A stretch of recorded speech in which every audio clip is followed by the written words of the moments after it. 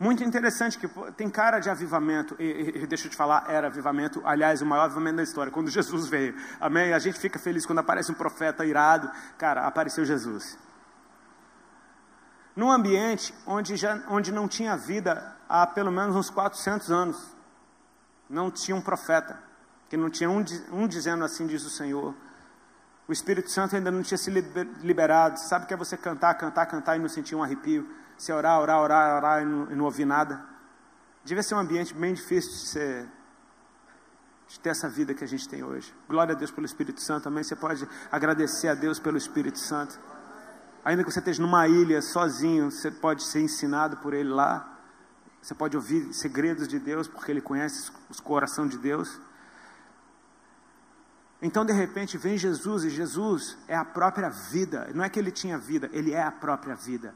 Não é que Ele tinha amor, Ele é o próprio amor. Não é que Ele tinha luz, Ele é a própria luz. Amém? Vem Jesus, ou seja, o lugar está em ebulição, mas a luz, ela traz a luz sobre todas as coisas. O texto diz que Jesus ia passando por todas as cidades e povoados, ensinando nas sinagogas, pregando o evangelho das boas novas, e curando toda sorte de enfermidades e doenças que havia no meio do povo. Vamos por partes. Ele está vindo de fora. As cidades, naquele tempo, eram bem pequenas. Algumas eram muradas. Normalmente se entrava pela cidade pelas portas da cidade. Ou seja, ele entra em estruturas onde havia uma forma de governo, onde tinha uma sinagoga, onde tinha um governo eclesiástico.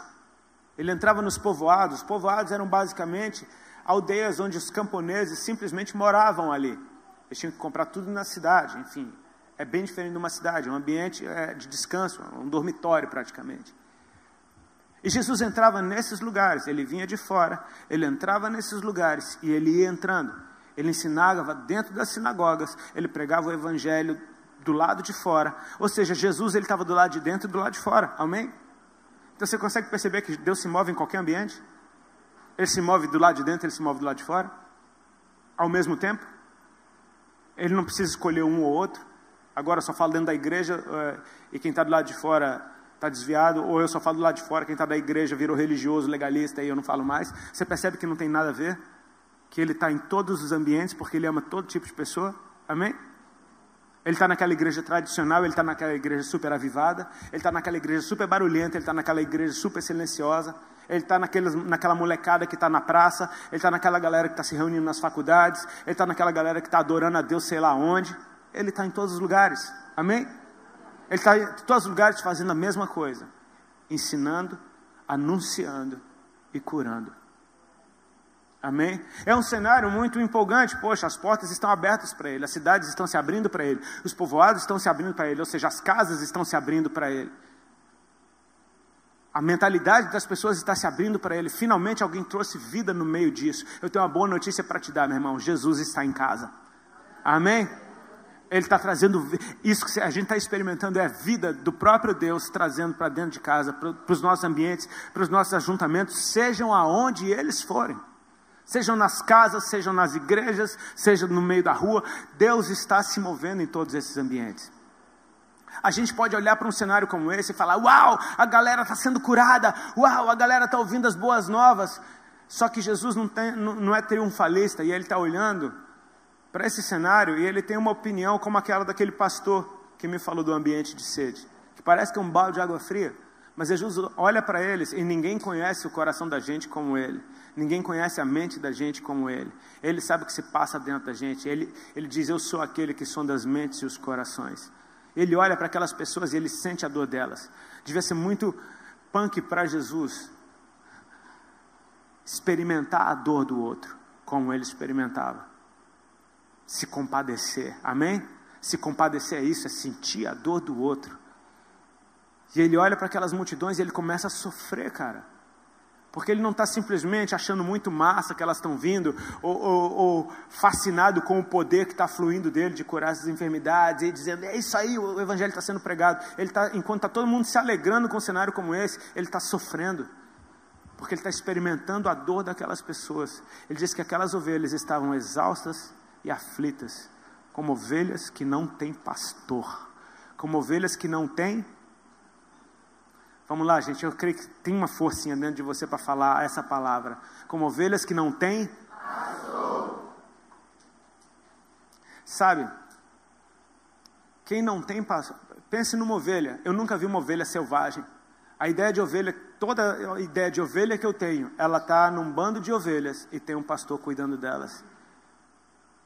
Talvez a imagem mais triste seja de uma ovelha fora desse contexto. Esse é um ambiente sadio para uma ovelha estar. Eu acho que Deus usou tanto o exemplo da ovelha, porque é um bichinho que não sabe se cuidar sozinho, cara. Ele precisa estar no meio de alguém como ele precisa estar sendo cuidado por alguém. Agora, o interessante é isso, eu nunca fui em Israel, mas meus irmãos que já foram, eles contam que em alguns passeios, eles te levam para ter uma experiência com pastores de ovelhas. E um deles me contou que ele chegou naquele lugar onde tinha aquele pastor de ovelhas, e eles foram incentivados a trocar de roupa com o pastor, colocar a mesma roupa que o pastor estava usando, ficar com o mesmo cheiro dele. O pastor ensinava como é que ele falava com as ovelhas, o cara aprendeu, repete aí, repetiu, beleza. E aí aquele turista com a roupa do pastor, falando o que o pastor fala, ele falava com as ovelhas e não acontecia nada. Até que aquele outro pastor, o verdadeiro, totalmente descaracterizado, fazia aquele som e todas iam atrás dele. É bizarro como as ovelhas reconhecem a voz do seu pastor. Cara, quando a gente não tem uma voz nos guiando, a gente se perde. A gente não sabe se cuidar. E a gente fica solto, a gente adoece. A gente vai se alimentar de qualquer jeito, cara. De qualquer jeito, se você está vivo, você se alimentou de alguma coisa. Amém? Agora é engraçado assim, ó, quando a gente nasce, os bebezinhos, eles se alimentam da própria mãe. Então, não é a respeito do lugar onde se alimentam. E é engraçado ver isso, porque mãe, cara, mãe é uma leoa mesmo, cara. Mãe, cara, eu sou fã das mães, meu Deus do céu. Porque a mãe, ela levanta um carro para salvar o filho dela, ela arranca força de não sei aonde. Se a criança chorar, ela para amamentar. E não interessa onde esteja. A Kim Walker, vocalista do Jesus Culture, quando ela veio no Brasil numa das turnês, ela estava com um bebê no colo. E ela saía do meio da apresentação para dar de mamar para o filho dela. Era a hora dele mamar, ela estava no meio da música. Ela largava a música e ia dar de mamar. Às vezes você está conversando com a mãe, ela está com o bebê no colo, ele chorou, ela na tua frente, ela fala, não repara não, tá? Plum. Você fala, ô, tipo tubarão, né? Ô. Não é a respeito do lugar onde se alimenta, é a respeito de quem se alimenta. Os filhos se alimentam das mães, delas mesmas. Ela é o prato de comida, ela é o lugar da refeição. Até que essas crianças começam, então, a comer um alimentinho diferente. Ainda é preparado pela mãe. Mas você percebe como é que as criancinhas pequenas têm que comer? Quando já começa a comer a papinha? Tem que ser numa cadeirinha especial, né? Aquela cadeirinha cheia de trava, não é? Com cinto de segurança, não é? Uma cadeirinha que não deixa ele cair para um lado, nem para o outro, nem para frente, porque ele não sabe comer sozinho. Ele precisa que alguém ponha na boca, ele se mela todinho, ele faz guerra com a comida. Ou seja, você vai comer de qualquer jeito, porque quando dá fome, você pega qualquer coisa que tem aparência de comida e bota na boca, cara. Quando uma criança fizer cocô, é bom você trocar a fralda dela logo, porque se ela tiver fome, você sabe o que vai acontecer. É traumático. Só a ideia daquilo é traumático. Porque vai pegar qualquer coisa e colocar na boca. E assim é quando você não tem pai. Você se alimenta de qualquer coisa. Até que você começa a crescer e você repara que a comidinha da tua casa ela é gostosa. Ah, meu irmão, ainda que seja aquele pão com linguiça. É gostoso. Aquela comidinha, aquela gemada que minha mãe fazia quando eu ficava doente. Minha mãe nunca soube cozinhar na vida. Mas quando eu adoeci, ela fazia uma gemada para mim que eu até hoje me lembro. Eu nem gosto de gemada, mas eu acho que se eu comesse eu chorava. Porque eu voltava no tempo.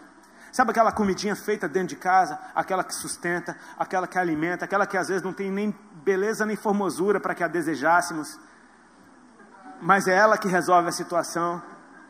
Eu tenho um primo de João Pessoa que é acostumado com a comida da mãe dele a vida inteira. Ele foi passar férias lá em casa sou eu e minha mulher. E a gente, meu irmão, come, não tem filho em casa, não, a gente está afim de comer feijão. Uma panela de feijão e só come feijão, até o feijão acabar. E o menino nunca tinha comido comida mexicana, nunca tinha comido comida japonesa. Ele ficou mal, porque, rapaz, se eu não comer arroz e feijão, não tem jeito, não. Eu falei, veio homem, rapaz. Deixa de frescura, come aí. Ele hoje está mais soltinho, cresceu, claro.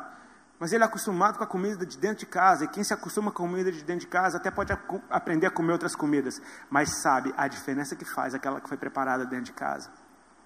Se você se torna um adolescente daqueles que agora não quer, rejeita a sua casa, você rejeita o que está dentro de casa e vive do lado de fora, você vai se alimentar, mas você vai comer o quê? Você vai comer lanche, né, brother? Salgadinho, sanduba, pizza, é gostoso pra caramba, é ou não é? Agora, o que acontece com você se você só comer isso? Você adoece, cara. Você até engorda, você fica com a aparência de quem cresceu, mas você está doente.